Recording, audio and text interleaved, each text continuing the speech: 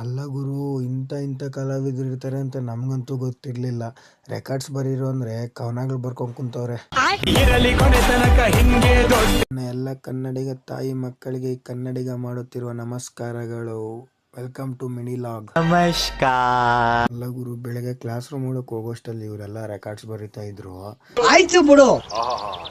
ಅವ್ರು ಅವಾಗ ನನ್ಗೆ ಹೇಳಿದ್ದೇನೆಂದ್ರೆ, ಇವತ್ತು ರೆಕಾರ್ಡ್ಸ್ ಬರೆಯೋದು ತೋರಿಸ್ತಾ ಹೋದ್ರೆ ಸರ್ 5 ಗಂಟೆವರೆಗೂ ಬಿಡಲ್ಲ ಅಂತ ಹೇಳಿದ್ರಂತೆ. ಅದಕ್ಕೆ ಎಲ್ಲ ಕುತ್ಕೊಂಡು ಶಿಸ್ತಾಗಿ ರೆಕಾರ್ಡ್ಸ್ ಬರೀತಾ ಇದ್ದಾರೆ. ಇಲ್ಲಿ ಇವರಿಬ್ರು ನೋಡಿದ್ರೆ ಪೆನ್ಗಳಿಲ್ಲ ಅಂತ ಹೇಳ್ಬಿಟ್ಟು ಜಗಳಾಡ್ಕೊಂಡು ನಿಂತವ್ರೆ ರೆಕಾರ್ಡ್ಸ್.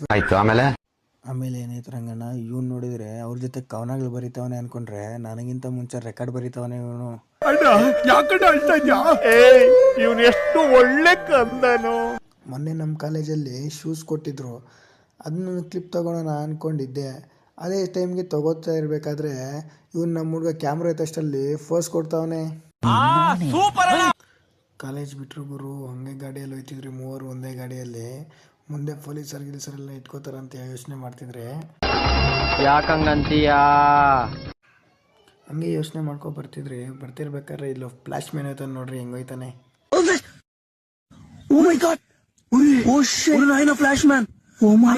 ಹಂಗೆ ಫ್ಲಾಶ್ ಮ್ಯಾನ್ ನೋಡ್ಕೊಂಡು ಹಂಗೆ ಸ್ವಲ್ಪ ಮುಂದೆ ಬಂದಿದ ತಕ್ಷಣ ಸಿಟಿನೇ ಬಂದ್ಬಿಡ್ತು. ನಾನು ನಮ್ಮ ಹುಡುಗನಿಗೆ ಇದ್ಕೊಂಡಿದ್ದನು, ಮಚ್ಚ ಸ್ಟ್ರೈಟ್ ನಡಿ ಮಚ್ಚ, ಯಾವ ಪೊಲೀಸರು ಇರಲ್ಲ ಅಂದಿದ ತಕ್ಷಣ ಅವನು ಹೆಂಗಂದ ಕೇಳಿಸ್ಕೊಳ್ರಿ,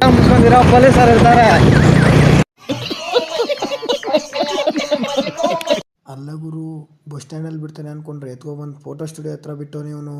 ವಿಡಿಯೋ ಇಷ್ಟೇ ಅಂತ ಹೇಳ್ತಾ ಮುಂದಿನ ವಿಡಿಯೋ ಸಿಗೋಣ ಅಷ್ಟೇ.